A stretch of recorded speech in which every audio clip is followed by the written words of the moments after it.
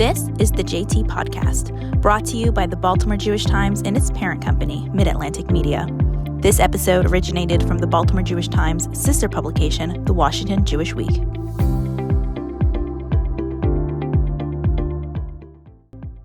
Welcome to the WJW Podcast. I'm your host, Aaron Trudler, editor of the Washington Jewish Week. I'm joined today by Natan Sharansky, a leader in the effort for the right of Soviet Jews to immigrate to Israel. Natan was a political prisoner in the Soviet Union and was sentenced to 13 years in prison, including solitary confinement and hard labor. After serving 9 years in prison, due to an incredible worldwide advocacy effort that was led by his wife Avital, Natan was released, and he and Avital moved to Israel in 1986. Natan is a former member of the Knesset, having served in 4 consecutive Israeli governments as a minister and a deputy prime minister. A former chairman of the Jewish Agency for Israel, Natan is the recipient of the Israel Prize, which he won in 2018. It's Israel's highest award. Natan is also the recipient of the Congressional Medal of Honor and the Presidential Medal of Freedom. In fact, Natan is the only living non-American citizen to have won both of those very prestigious awards. In 2019, Natan became chair of the Institute for the Study of Global Anti-Semitism and Policy. Natan, thank you so much for taking the time to chat. Thank you. I mentioned before, Natan, that you were a political prisoner for 9 years. And I'm curious how your personal experience during that time of your life impacts your assessment of the current plight of the hostages that are still being held by Hamas in Gaza. And specifically, I'm wondering, how important is it that the hostages are brought home as soon as possible? And how important are the advocacy efforts that we're seeing from the hostages' families?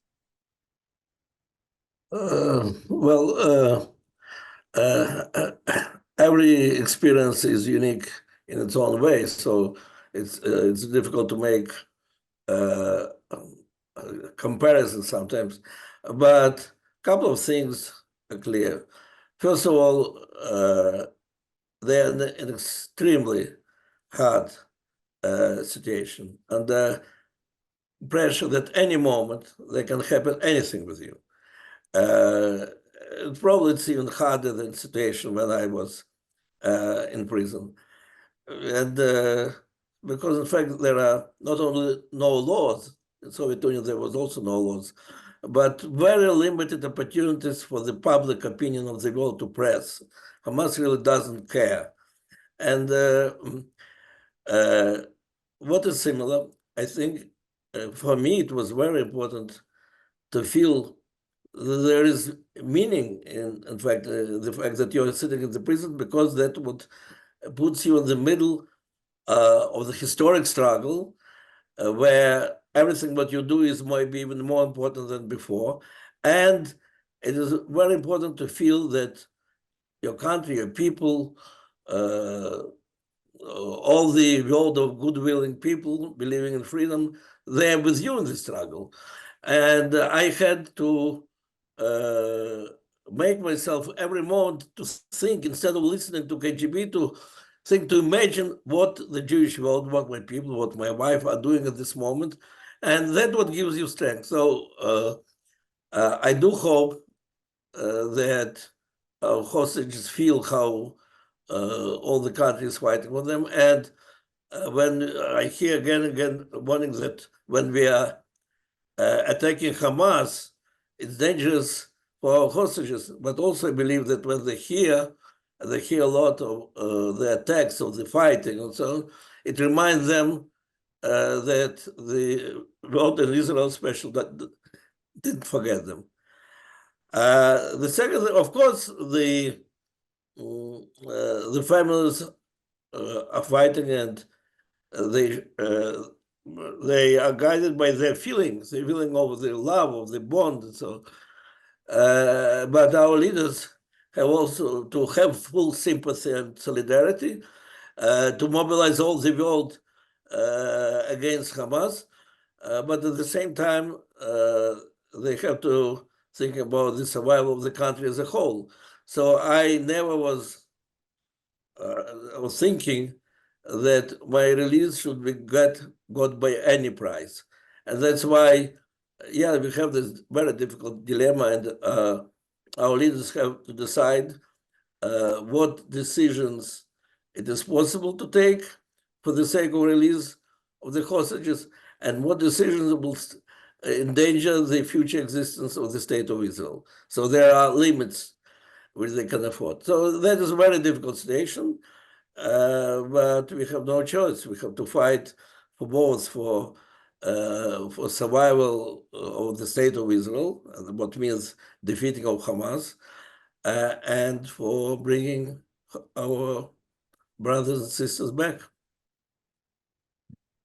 Natan, you've spent a good portion of your life working to help strengthen the connection of Jews to the land of Israel, and you've been a very big proponent of Aliyah, of people immigrating to Israel. I'm wondering, in light of the horrific attacks on October 7th and Israel's ongoing military operation, do you think that might impact the desire of Jews in the diaspora to make Aliyah? First of all, I want to make my views on Aliyah clear. I believe that by far the best place for a Jew who wants to enjoy freedom and living as a Jew full life, Israel, by far is the best place. But I also believe that you cannot make people to make Aliyah by becoming the commissar of Zionism and pushing people to come. Well, we have to save Jews from all the places where they are in danger, but we have to encourage Jews, they'll make Aliyah because they want that quality of life, of Jewish life, which Israel can give and other places cannot. I always was, but I was the member of the government and the head of Jewish agency. I was against trying to say that you have to make Aliyah because of anti-Semitism, because of danger for you. If Israel is only a shelter, there probably are also safe shelters in some other islands or whatever places in the world. But I have to say that all my philosophy and theory and so is now at risk, because it seems that there is no shelter for Jews. Again, I'd like them to come here because they choose to do it. But at the same time, and by the way, I think if somebody is looking for shelter, Israel, as it was shown just now, is also not an ideal shelter. It's ideal shelter if you're looking for the spiritual protection of your Jewishness. But physically, we still have to fight for our right to exist against our enemies. But yeah, what is interesting, the moment Israel is attacked, Israel looks to our enemies weaker, anti-Semitism rises simultaneously all over the world. So if this situation, this new situation showed to us Israelis how strong is our society. We looked like the most divided society in the world. In one day, we became like the most united. And all our debates of the yesterday look like absolutely meaningless. But I think the world jury also discovered that anti-Semitism, even in the countries like the United States of America, anti-Semitism is not something belonging to the museum. It's not something that you have to express your solidarity with Jews of Soviet Union, which something which exists in your own home. And if before I had to build all types of 3D principles and others to explain to people how hatred towards Israel is connected with the hatred of Jews. Today, don't need you don't need any formulas to prove it. It's so obvious. That is the biggest pogrom in the modern history, and the reaction of many intellectuals is that that's the beginning of liberation. So their hatred towards Israel makes them blind towards the results of this awful, the most sadistic, the most awful massacre of Jews. So yes, well, I think that's the moment when not only Israeli society is going through this feeling of togetherness, one family. I think all the world Jewry has to feel how strongly we are connected by the hatred of our enemies and by solidarity, by the feeling of solidarity and responsibility for one another. Thank you, Natan. You just touched on anti-Semitism a little bit. You are well known and well regarded as a champion of human rights, and you've been vocal, very vocal, about the need to combat anti-Semitism. And as you just alluded to, anti-Semitism is increasing on a global scale. And I'm wondering, what do you think the Jewish community can do as a people to better combat this bigotry that we face? And what role do you think the international community has in terms of fighting anti-Semitism and partnering with the Jewish community in the fight against Jew hatred? As to Jews, look, one of the problems which I faced in the last 20 years was that there are, on one hand, increasing attacks on Israel and bordering anti-Semitism, and very often turning into anti-Semitism. And that's why 20 years ago I proposed to see demonization of Israel, the legitimization of Israel, double standard, 3D principle as the anti-Semitism. But there were an increasing number of Jews who felt that if only Israel would behave differently, if only Israel would not irritate so many people, we Jews could feel ourselves much safer. And even in the last couple of years, I heard more and more voices from some that probably we have to start thinking about strengthening our identity without connection to Israel. After all, as one woman told me, for thousands of years, Jewish identity was not connected to Israel. So why should we now connect it to Israel and pay all the negative price? And the young people, as a result, don't want to be associated with their own people and so on. All this nonsense, I think now disappears. It doesn't matter how you feel connected or not. The world knows that you are connected, and weak Israel means bigger, growing anti-Semitism. The Israel which is secure and what encourages respect from our enemies. At the same time, it strengthens situation with Jews.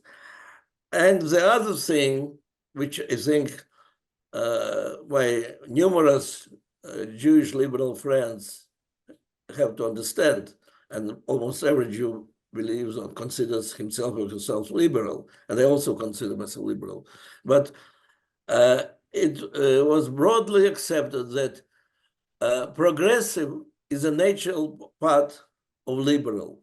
And maybe we don't agree with many things that progressive organizations say, but after all, the ideal is like ours, tikkun olam. After all, that's what they want. We not always agree with the methods, but the idea. And so when they're marching for the freedom of women, we have to join them, even if the leaders of this march hate Israel. But after all, the human rights cause is so important.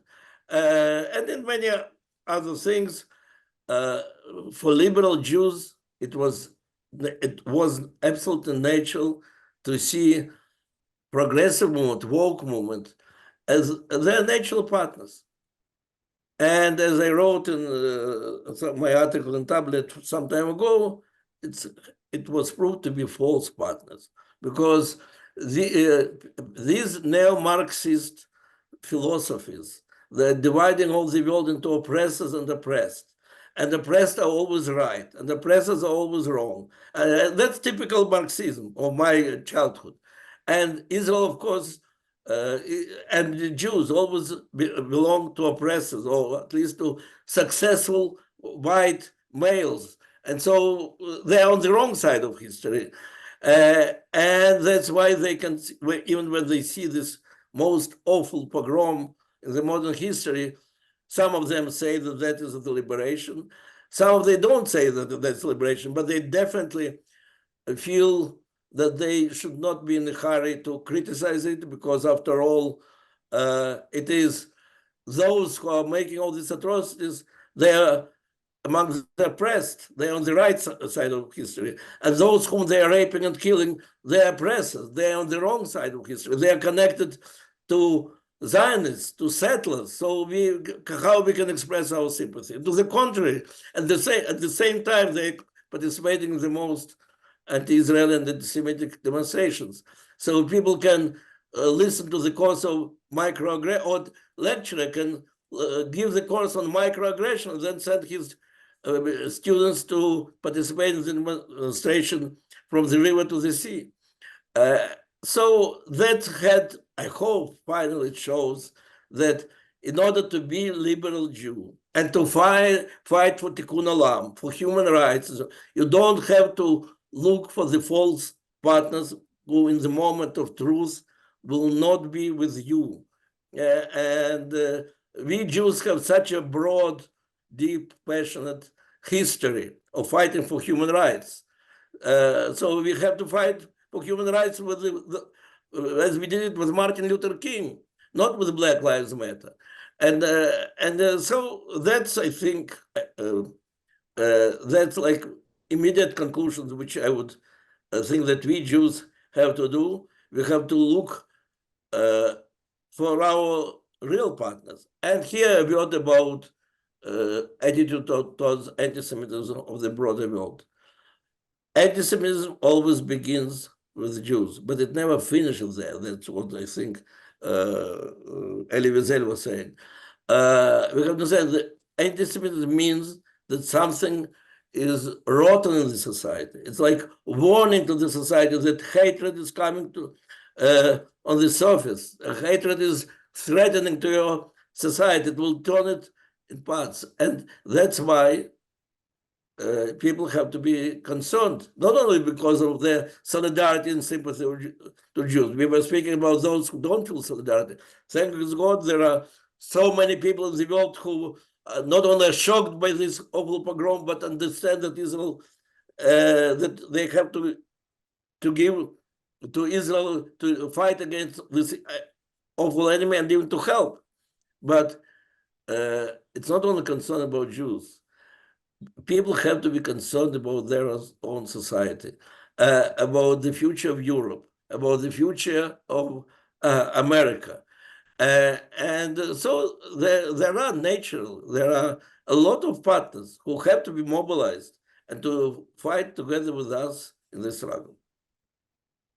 Okay, and just one final question, Natan. You touched on the 3Ds, which you introduced 20 years ago to help define anti-Semitism and distinguish legitimate criticism of Israel from anti-Semitism. It's demonization, as you mentioned, double standards, and delegitimization. And now, 2 decades later, the 3Ds are still very present and very pertinent. Israel is still being demonized. Very often its actions are blown out of proportion. The double standards, it's still being held to a double standard, whether it's by the UN or others. And in terms of delegitimization, Israel's fundamental right to exist is still very much questioned by far too many. Do you think we can get to a point where the 3Ds become a thing of the past? Is that even possible? And how would we get there? So it's like the question, if we will reach the point that anti-Semitism will belong to the past. In fact, at some moment, frankly, when I was dissident in the Soviet Union, I believed, and it was like this in the Soviet Union, that anti-Semitism was very closely connected to the totalitarian nature of the regime. But as we saw, it emerges in the free world, which is not totalitarian, though philosophies which are connected or which are inspiring, supporting anti-Semitism, they are, as a rule, totalitarian theories. All these woke theories, they are totalitarian by its nature. But as we saw during 3,000 years, anti-Semitism is not disappearing. Probably there is something, as I think Jean-Paul Sartre said that for anti-Semite, Jew is the closest to Satan. So people need the Satan. People need the other whom they can hate. And what to do in Europe for thousands of years, the other was Jew, and in the other places also. So exactly as anti-Semitism always exists, and our aim must be not to make anti-Semitism disappear, to make anti-Semitism not dangerous to us, that it cannot attack us, it cannot harm us, and that is possible, that is reachable, because the state of Israel is one of the most powerful answers to the anti-Semites. I suspect that something like this will be also with the state of Israel. I think it can get, and it is getting a lot of respect, a lot of a lot of acceptance, understanding of its importance, sometimes admiration. Still, there will be always forces who hate us as a state. And what our task is to make these forces as weak as possible and not to let them to destroy us or to harm us. Natan Sharansky, thank you again for taking the time to chat, and thank you so much for joining us. Thank you.